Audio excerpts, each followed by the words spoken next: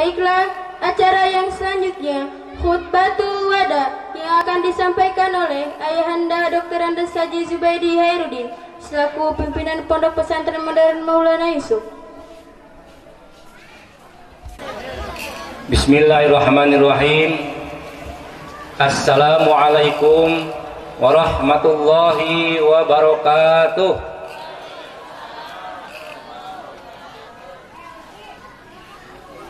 Alhamdulillah, summa alhamdulillah, la haula wala quwwata billah. Qala rabbi shrah li sadri wa yassir li amri wahlul 'uqdatam min lisani yafqahu qawli. Yang saya hormati para pimpinan pondok pesantren dan para tokoh pada generasi yang dahulu muda, sekarang sudah tua. Saya merasa bangga dan terharu dan bersyukur pada Allah bahwa pada hari ini dalam acara khutbatul wada atau kenaikan kelas atau wisudawan putra putri Pondok Pesantren Yusuf, hadir juga sahabat-sahabat waktu kecil saya. Ada Pak Haji Eri Bastori, ada Pak Gojal, ada Pak Juanda, dan lain sebagainya. Dulu kami bermufakat untuk membangun Pagelaran menjadi kota pendidikan. Dan saat itu saya ditunjuk oleh teman-teman menjadi ketua PSO, Pagelaran Student Organization. Tak lupa kepada Ayahanda Kiai Gojali yang sempat hadir, alhamdulillah, ada Iwin, ada Jamal dan sebagainya. Tak lupa kepada santriwan, santriwati, juga pada wali santri, wabil khusus kepada wali anak kelas 6. Bapak Ibu yang bahagia, dalam waktu yang sangat singkat, on the quarter minute, saya bicara memberikan tausiah kepada anak-anakku yang akan meninggalkan pondok ini. 6 tahun yang lalu, ada yang 3 tahun yang lalu, anak-anakku datang ke sini dibawa oleh orang tua, ada oleh saudara, dimasukkan, didaftarkan ke Pondok Pesantren Maulana Yusuf. Begitu pulang orang tua atau yang ngantar, maka itu menangis di balik pintu, tidak betah melihat kondisi yang beda dengan di rumah. Tidak terasa, ada yang 3 tahun, ada yang 6 tahun. Pada hari ini kalian akan meninggalkan pondok ini. Tidak lagi tanggung jawab kami, karena dulu di saat diserahkan kepada kami dengan bahasa titip anak kami, mohon untuk dibimbing, dibina, diarahkan dan dididik sehingga menjadi anak soleh dan solehah, memiliki ilmu yang bermanfaat untuk di dunia dan akhirat, dan bisa mengabdi kepada agama serta negara. Diserahkan kepada kami dan kami didik selama 6 tahun. Ada yang bisa sekali diberi pelajaran dia paham, ada yang memang perlu kesabaran, ada yang menangis, ada yang mau pulang dan sebagainya. Begitu luka-likunya mendidik kalian selama 3 tahun 6 tahun di sini, karena kalian sudah lulus, sudah lebih sudah, maka tidak ada tanggung jawab kami lagi, sudah tanggung jawab kedua orang tua. Namun bapak-bapak dan ibu-ibu, kami sadar selama 3 tahun di sini, ada yang 6 tahun di sini, dan mereka lulus di sini, karena memang sistem pendidikan di sini hanya 6 tahun. Kalau lebih 6 tahun itu harus dikeluarkan dan harus diteruskan. Oleh karena itu, sebelum kalian meninggalkan pondok ini, saya sebagai pimpinan pondok berkewajiban memberikan tausiah atau nasihat atau bekal kepada kalian. Maka oleh karena itu mohon didengarkan. Dalam quarter minute, 15 menit, saya harus memberikan tausiah. Setiap orang itu mendambakan kesuksesan dan ingin sukses. Dan kesuksesan itu tidak bisa datang begitu saja, tapi kesuksesan harus diraih dan dicapai dengan sungguh-sungguh. Tetapi kita tahu bahwa semua ada kunci-kuncinya.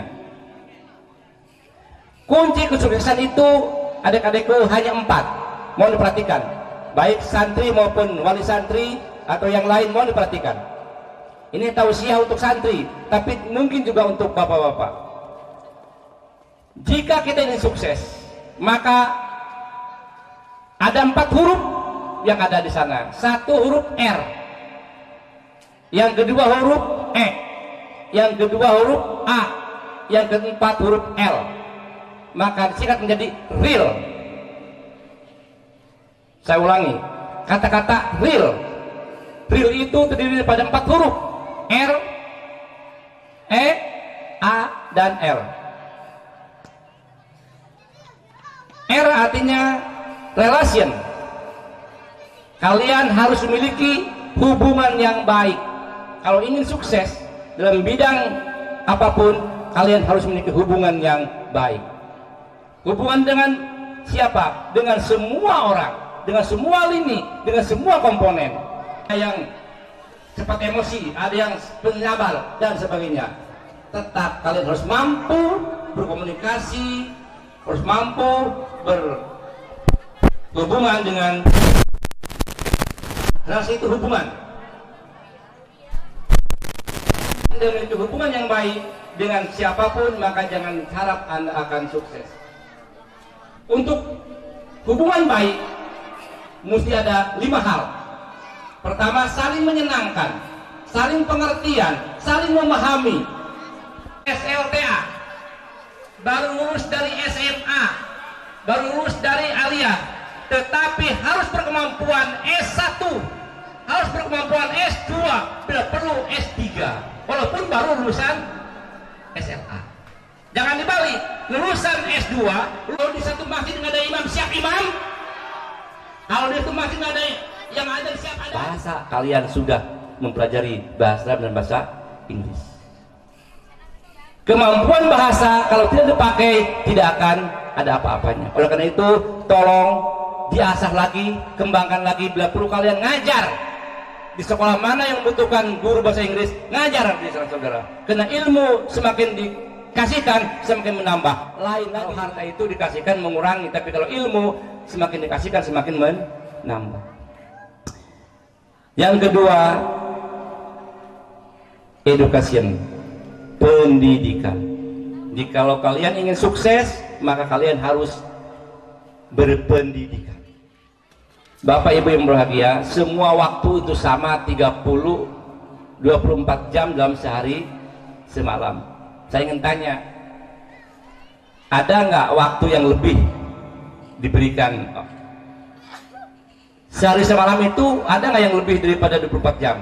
Tidak ada, semua sama. Di saat anak Bapak diserahkan ke sini kepada kami, itu waktunya sama dengan guru yang ada di sini. Diserahkan kepada kami untuk dididik. Tetapi hasil didikan itu Pak, gurunya sama, pondoknya sama, pelajarnya sama, tempatnya sama, semuanya sama. Tetapi buktinya di sini tadi ada yang lulus secara baik, ada yang lulus secara sedang, ada yang lulus menjadi juara umum, padahal waktunya sama, yang ngajarnya sama, tempatnya sama, pendidikannya sama, materinya sama, tapi hasilnya berbeda. Itulah sunatullah. Ini anak Bapak tidak akan sama hasilnya dengan yang lain. Belum baca nanti bisa. Dah. R yang pertama relasi, yang kedua adalah education, pendidikan. Kalian harus meneruskan sampai ke S1, S2, S3 baru kawin. Siap? Jangan merasa puas dan bangga kalian diwisuda dan lulus hari ini lepas oleh kami. Belum apa-apanya. Belum apa-apanya. Harus terus. Edukasi, pendidikan itu penting dan wajib ditempuh. Yang ketiga, attitude. Dalam bahasa inteleknya, attitude. Kalau bahasa agamanya, akhlakul karimah, tingkah laku, perilaku. sehebat apapun kalian, sepandai apapun kalian, sekaya apapun kalian, kitab apa yang tidak bisa kamu baca, bahasa apa yang kamu tidak bisa, tetapi tidak berakhlak, orang akan menjauh dan kalian tidak akan berguna. Oleh karena itu, akhlakul karimah sesuai dengan moto pondok kita, sesuai dengan panca pondok kita, harus menjadi pegangan. Yang paling kamu cari, doa yang harus kamu pinta, bukan kepada Pak Kiai, bukan kepada saudara, tetapi kepada ibu dan bapakmu serta guru-gurumu. Itulah kunci sukses, saudara. Sekali lagi, carilah doa, pintalah doa kedua orang tua. Jangan sekalian melawan ke orang tua. Kalau orang tua menyuruh ini dan itu, tidak sependapat, berilah pemahaman, berilah pengertian, berilah edukasi, berilah pendidikan. Insya Allah kalau sudah memahami, itu akan sejalan. Jangan mentang-mentang kalian lulus dari Maulana Yusuf, bisa bahasa Arab, bisa bahasa Inggris, bisa apapun bisa, orang tua diremehkan, bahaya, bahaya. Sekali lagi, akhlak itu pegangan kalian. Dimanapun kalian harus berakhlak, akhlak berbicara, akhlak berkomunikasi, akhlak dalam segala hal ada etikanya, ada tata caranya. Yang terakhir, R, relasi. Yang kedua tadi apa? Education, pendidikan. Yang ketiga, etika, akhlakul karimah. Yang keempat itu adalah leadership. Leadership itu adalah berkaitan dengan pengaruh.